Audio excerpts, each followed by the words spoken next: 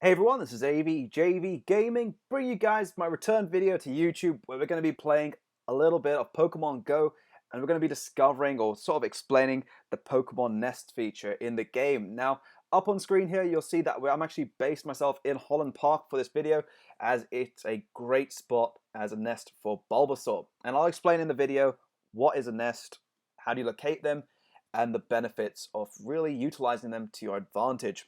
Now, quick thing guys, I had a vlog to go along with this, but the file went corrupt, so I'm going to be looking to get a camera for the next video, which could be out either tomorrow or the day after. But I'll explain as we quickly go through what is a Pokemon Nest, for those of you who don't know, or just to develop a little bit of knowledge. A Pokemon Nest is where a specific species of Pokemon, in this episode Bulbasaur being the example, which is an uncommon Pokemon, spawns in multiples, and it spawns in a smaller location. So Holland Park, not the wider whole area of London, but where you're finding it in a concentrated area, and you're finding them spawning in almost every 5 minutes, and you're finding quite a lot of them. As if you guys ever played the Pokemon games, there was a thing called outbreaks of certain Pokemon in areas where one route would just have just that Pokemon, and it would be literally a capture chance or encounter chance from 10% all the way up to 90% of finding it. Now, I did get a little bit sidetracked at this point in my recording. I actually did find a Kingler, and I needed to add one to my Pokedex. So I went and found it, and then you can see it's just shy of 1,000 CP, which is great stuff because I've been literally stocking up those Krabbies, and none of them have anywhere been near level 500 yet, so CP 500. So anyway, that is exactly what a nest is. In terms of the spawns, instead of them spawning in every 10 to 15 minutes when you guys had Pokevision, well, actually when it was still out, the counter is no longer that sort of lengthy period of time, but it's actually shorter and you find them spawning in much faster. And you can see up on screen, whilst this egg hatches, which is a Zubat, the first Bulbasaur which we're going to encounter. So, how do you locate the Pokemon Nests? That is, I get asked this quite a lot by my friends and by a couple of subscribers that I'm still in contact with. How do you locate them? And simple thing I've noticed is they seem to be based around parks of large populated areas. Example, Holland Park. Loads of people live around Holland Park, yet you find it was Charmander spawn and it changed to a Bulbasaur nest. And then you've also got places like Hyde Park, which is a Clefairy. Believe me, I tweeted this out a couple days ago. If you guys want, follow me on Twitter. It's at AVJVGaming. You'll actually see quite a lot of tweets I put about Pokemon Go because I'm literally traveling all around London catching all the Pokemon. So, as I was saying, how do you locate them? There seem to be in a lot of parks. Now, Holland Park, Hyde Park, St. James's, there's Brook Common, there's Lammas Park, Haven Green, quite a lot of different places all over. I'm mainly in the west to central London area. You can see there is another Bulbasaur that appeared in the Flower Garden, which is such a beautiful place. And if you guys live in London, do check out Holland Park. It's a great place, and also there's a lot of benefits for catching these nest Pokemon, and I'll get through those in a second. Now, there is a thing where Pokemon nests are changing, and that's one thing I've noticed. It seems the rarer Pokemon like Dratini and the ones right at the end of the Pokedex are becoming much rarer to find.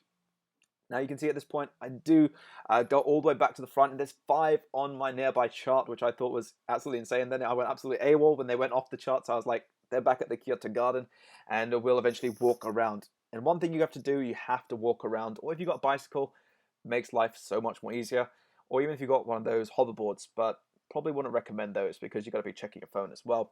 But then I went back around, and you can see there's a Dratini on the actual nearby list, and I need a Dragonite because I never ever utilized the Dratini nest in my local area, which I regret because it's now changed. Now, here you can see a little bit of AR mode. I wanted to capture the perfect picture of a Bulbasaur using its Vine Whip attack with the flowers in the background. I thought that would be absolutely cool. So you're going to see that in a few seconds, and then I'll sort of tell you guys a little bit about some more nests. So there you can see it jumps for joy, and we're going to get this picture in just a second. It kept jumping. I was like, when am I ever going to get it? So 3, 2, 1, boom. There we go. Picture of Bulbasaur, that goes on Twitter, and you guys will probably see that. So what I'll do, I'll leave in the comment section of this video, and if you feel free to do that, leave different nests you know in your area. So if you live in California, if you're in Santa Monica, you've got a nest of an Armanite, leave that down below. I'll leave a list of all the parks in central London, or most of the ones I know in West London, where you can find yourself loads of these nest Pokemon, because that way it helps the community out, and also some of you guys can hunt them all down really quickly. Now you can see at this point there was someone who screamed there was 2 Bulbasaurs.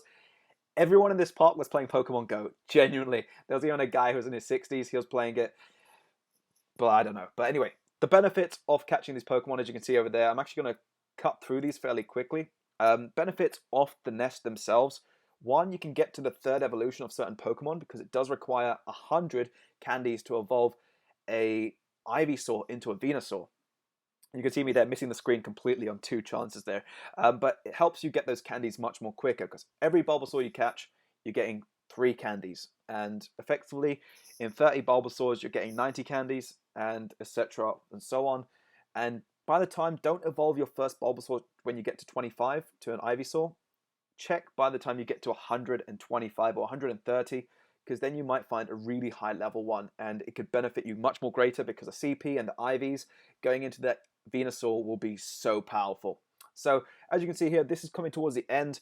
I think I covered everything. Dratini nests, guys, you will find them very difficult to find as all of them have become Eevee nests, and I'll cover that also in another video about other different things like egg hatching and other slightly bits. But nonetheless, you can see here, there was 1 Bulbasaur right at the gate, and it was kind of creeping out of Holland Park, and decided, I'm going to take this one home with me, and that will be hopefully one of the ones that will contribute to the candies for getting my Venusaur. So utilize these to your advantage because it helps you get to the 3rd evolution so much more faster, and they are going to change these nests. It seems they're changing them almost every 10 days. So that's one thing I've noticed. 1st of August, they did change all the nests. Utilize them and get your candies so you can get those final evolutions and some really powerful Pokemon for taking down gyms. And I'll also have a tip on how to capture with the new curveball after the update, because I found a really cool way of doing it, and it's so cool. So anyway, leave it down below in the comment section. Another thing I want to add, I don't use a lot of sites because they seem to be getting outdated fairly quickly with the change of these nests. But if you do want to leave anything, leave it in the comment section and I will check it out and get back to you guys as soon as possible. Hopefully you did enjoy the video. By all means, drop it a like, subscribe. This has been AVJVGaming, and I'll catch you all for the next video.